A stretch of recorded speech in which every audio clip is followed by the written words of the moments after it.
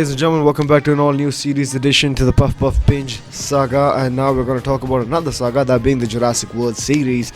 And I love this series. I've been obsessed with the series since I was a kid, and I am sure that I'm not the only one. For this is one of the most extensive series out there, and it has got a massive fan following. So much so that they even made a game about it, and even a mobile version of said game. So it is pretty big. But we're going to start with the latest version of this series, being Fallen Kingdom.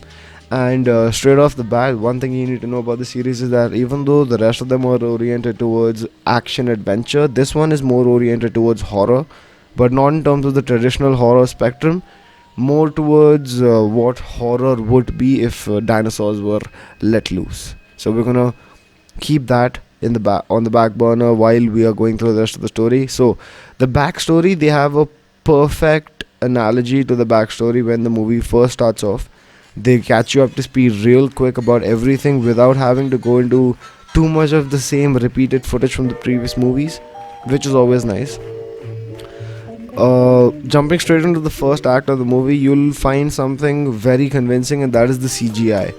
Considering that the only dinosaurs that were used in this movie were either computer designed, animatronics, or CGI, and all of that is, well, essentially covering the entire spectrum of what you can use, but they made it look flawless, and it was very, very immersive. So if you jump straight into a Jurassic movie of today, you are not going to be disappointed. But then again, you weren't disappointed when the first one came out either, because you had never seen anything like it. And to be very honest, there has never been a dinosaur movie since that has looked as good and as immersive as Jurassic has. And it is weird, because you would think that someone else would go and fetch this idea, but nope, not happened since. And only the series that keeps building on its own accord keeps delivering every year or every time it comes out.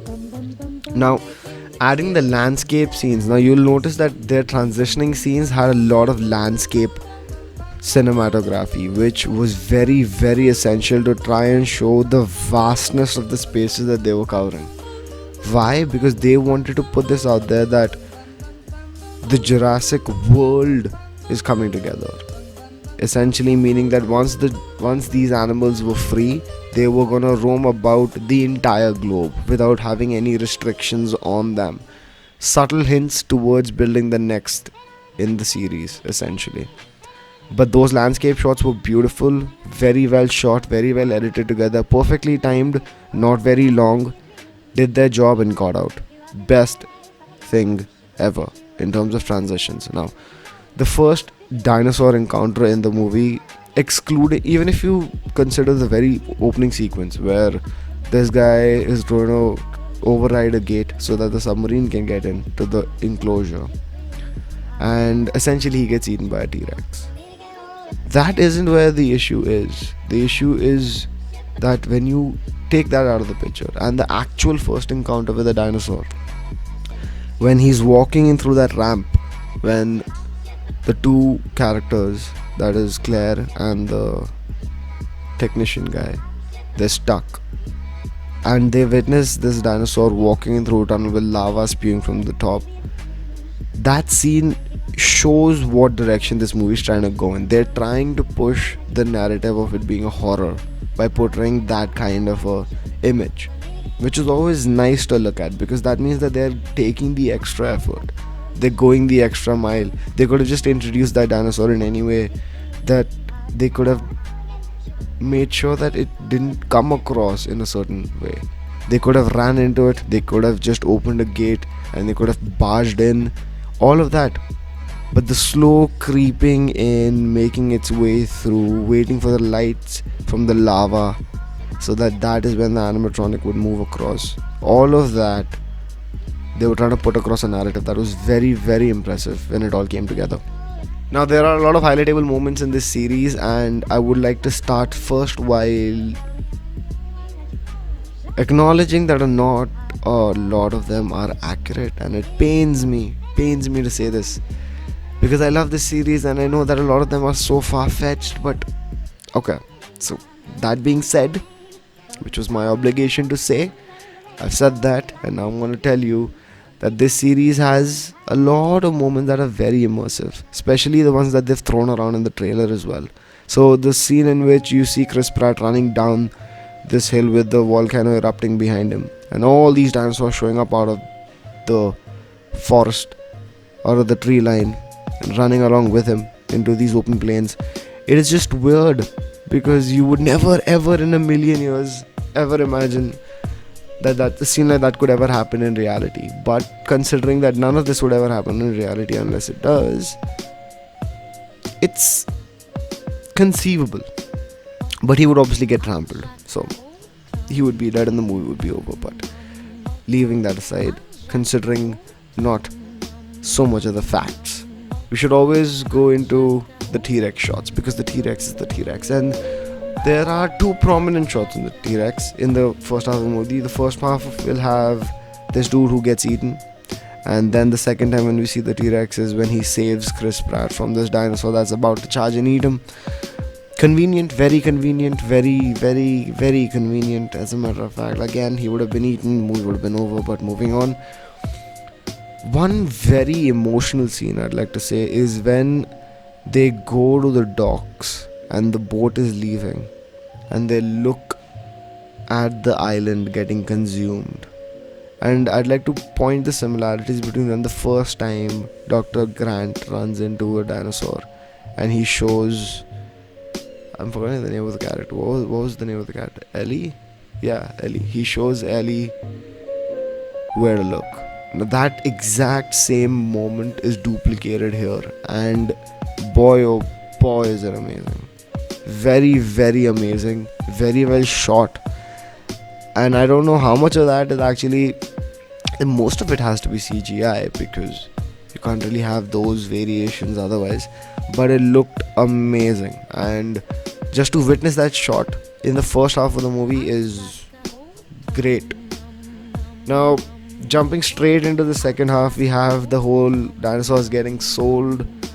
The one thing that I noticed was a species that has been extinct for millions of years that have nowhere near the same anywhere on the globe, nowhere near anything else, just on one island. And when they're caught and they're being sold, you're telling me a species that has no relative anywhere near it for millions of years of evolution, and it comes to this point, you're gonna sell it for 10 million? 10 million? Isn't that a little too cheap? It's an exquisite creature that cannot be duplicated unless you have it and then use its DNA to make your own. So you're essentially buying a hub or a donor that can lead you to hundreds if not thousands of more dinosaurs, and you'd sell it for 10 million. They were saying 100 million where they come from is a slow week, and that's understandable. But if you're selling dinosaurs on the black market, it should be way more than 10 million for anything. For it, not even I'm talking about not even the veils of blood that you can get. Those should be costing 10 million. You're talking about a living dinosaur sold for 10 million. That is just ridiculous in terms of how lowballed they are. And you're talking the Indoraptor, right? The whole villain of the movie, if you would. The Indoraptor got sold for 130 million. That should have been upwards of $1 billion, considering the amount of money that we know is out there in the black markets. Considering the amount of money that we hear about every time a huge crime break comes up, and you're like, wow, for 7 or 10 years this guy managed to embezzle this much amount of money and now he's caught. But whatever, the fact of the matter is, for 10 years he had that much amount of money. You're telling me 10 million, 130 million and all of that? They're professional athletes that make more than that in a year. 300 million, 400 million. You're telling me they could have bought 2 Indoraptors? You see how this starts to fall apart when you don't pay attention to subtle details. What would have been your issue had you pitched them higher? Nothing would have been wrong. Nothing at all. No one could have pointed the finger at you and been like, oh no, they're too overpriced. Are you kidding me? They're dinosaurs. You're telling me dinosaurs are overpriced? Would make no sense. But they did what they had to do. Now, I have one very, very, very, very big issue with how this movie ends, and it is the same thing. Ever since they introduced Blue in the first series of Jurassic World, she has saved them once before, and again, lo and behold, she saves them again in the end of this movie. Why can't they just have something different? It has to be her. And towards the end, she runs off, and they show you a landscape shot of her running about, heading towards the edge of the city and all of that. Understandable. You're telling me she's not gonna go eat someone's pet. You're telling me that she was shot while she tried to attack someone and she needed blood transfusion. She's in LA or somewhere near that, in California. You're telling me people don't have guns in California? So Jurassic World as a narrative is nice, but you should also keep in mind that the whole outbreak of dinosaurs towards the end happened in the United States, where people are packing. They can't neglect that fact that people are packing. So if people start shooting dinosaurs on sight, it would not last very long, I'm guessing. Yeah, some might be harder to take down than the others, but we have enough weaponized.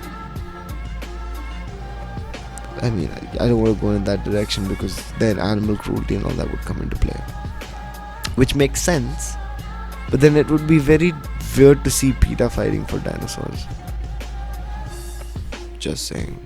It would make sense that they should, but also they another thing to point out was during the auction, before everything went to hell, of course, some of them might know that this shot isn't there, but a lot of these trucks already rolled out.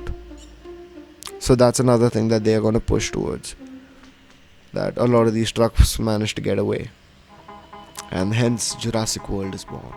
She presses the button, lets them wild, and then a T-Rex shows up at a zoo and blares its lungs out at a lion, which then in turn tries to blare its lungs out back at the T-Rex, to no avail, but it tried.